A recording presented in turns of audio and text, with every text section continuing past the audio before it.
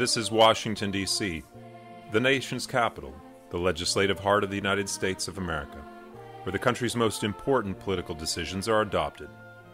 One of America's premier cities, as it is supposed to be. However, Chinatown, Greek Orthodox churches, Vietnamese, Peruvian, Ethiopian, and other restaurants all add flavor and diversity to this most American city. But it's more than that.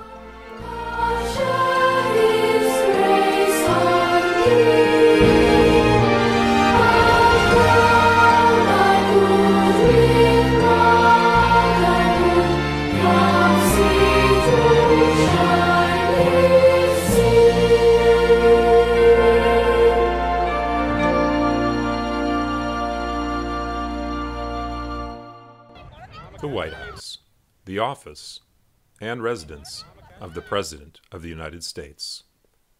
In the late 18th century, James Hoban designed this iconic building of the country's key political city. Born in Kilkenny, Ireland, Hoban attended the Dublin Society's drawing school. He migrated to the United States soon after the American Revolution to establish himself as an architect in Philadelphia by 1785. Hoban designed several buildings in South Carolina, including the Charleston County Courthouse, which George Washington liked.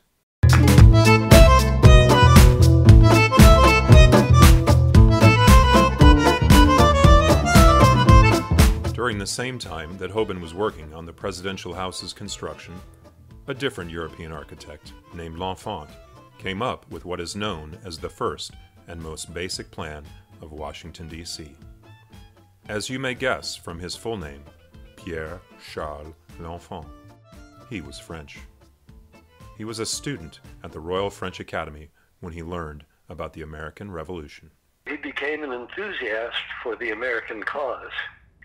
It happened that his father was working with the playwright Beaumarchais on a project, and Beaumarchais was loading up ships with men and materiel to support the American Revolution. So at the end of 1776, the beginning of 1777, L'Enfant became part of a troop of men and cannons and munitions. So L'Enfant got a free ride to America. In the United States, L'Enfant came up with a vision to create a city with three key venues from where the major streets and avenues would radiate: an executive building, a legislative building, and a business center. He showed where the Capitol should be, on the top of a hill, where the president's house should be, near the top of another hill, and where an exchange, a public space where private business could be done. The third plan never materialized. The stock exchange was seen as unnecessary at that moment. Lincoln Park is now where L'Enfant saw the exchange center. However, today, the White House and the Capitol building are located exactly where L'Enfant, a free transatlantic passenger from France, foresaw them over 200 years ago.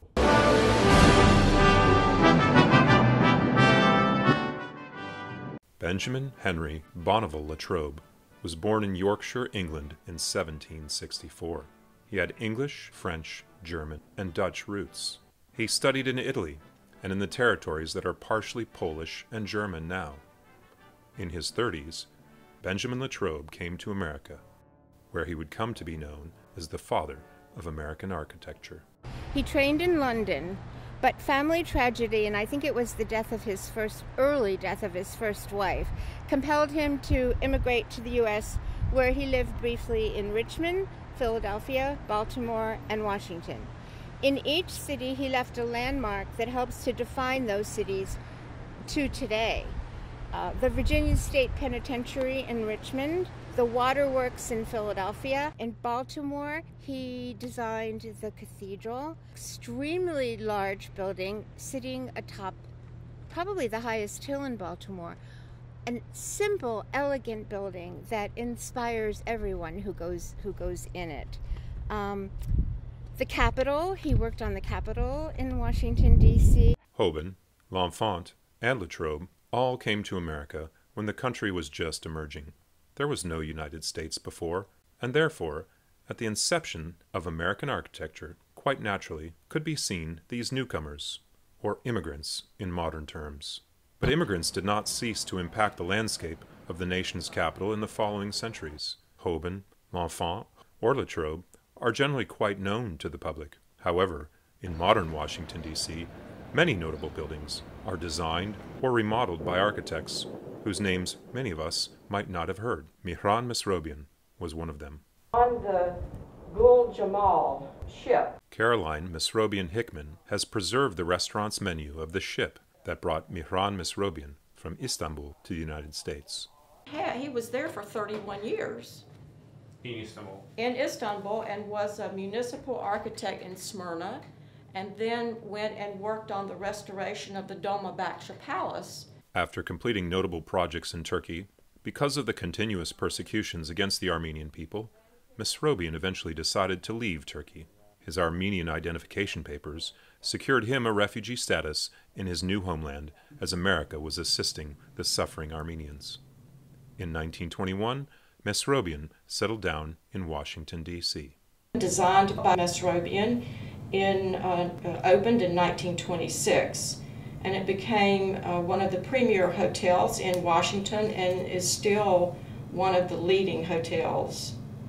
And its sister hotel, the Hay Adams, is right across from Lafayette Park and overlooks the White House. I'm going down to the two hotels, Hay Adams, and then what is now the St. Regis. Okay. It was the Carlton Hotel. This is the Hay Adams Hotel, one of the most elegant buildings that Mesrobian ever designed, at least in my opinion. It was built in 1927. He became Harry Wardman's chief architect, and this was one of two hotels that Wardman had Mesrobian design during the mid-1920s. It was very important for Wardman socially to be near the White House and to show his hotels were the best in Washington. Caroline describes Harry Wardman as one of the most, if not the most famous developers of the city in the 1920s. Sally Burke is writing a book about him, as she told the story while in front of one of the buildings built by British-born Harry Wardman's company. The professional and personal cooperation and friendship between two immigrants, Wardman and Mesrobian, is an essential part of her research. While in Wardman's office, Mesrobian designed hundreds, possibly 1,000 semi-detached and community houses. This was in the 1920s in Fort Stevens Ridge off of Georgia Avenue, English Village in Northwest Washington, Woodley Park, and Kalorama in Northwest Washington. At least 3 hotels, the elegant Carlton and Hay Adams hotels, as well as what is now known as the Wardman Tower, and numerous apartment buildings, primarily along Connecticut Avenue, one of the premier apartment building corridors in the United States. Although Mesrobian left Wardman's office when the developer declared bankruptcy in 1931, he continued to design for Wardman until the developer's somewhat early death in 1938. Traces of these immigrant architects can be seen throughout the city. Sedgwick Gardens and other buildings on Connecticut Avenue carry some Eastern touches that Mesrobian blended with the Western style. We can find Mesrobian's image and information about him at the entrance of a DuPont Circle building. There is a telephone box dedicated to Mesrobian in Tenleytown. Furthermore, there is a plaza dedicated to L'Enfant. The ornate Latrobe Gate guards the entrance to the Navy Yard. We have established that newcomers have had an essential impact on this most American city. Sally Burke suggested her vision. Of course they should. Except for Native Americans, the country itself is a country of immigrants, whether they are first or later generation Americans.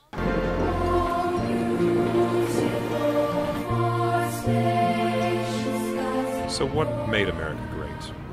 Among many possible answers could be the economy, natural resources, and its vast geography. But don't forget to mention the immigrants. Coming to America, seeking better opportunities, they also brought their expertise, their skills, and in many cases added their unique flavor, blending it with the American way of life. Therefore, it seems ultimately fitting that America's capital looks so American from the outside, but carries a substantial immigrant's touch from the inside. From the White House to the Marriott Wardman Hotel. From Pierre L'Enfant to Mihran Mesrobian.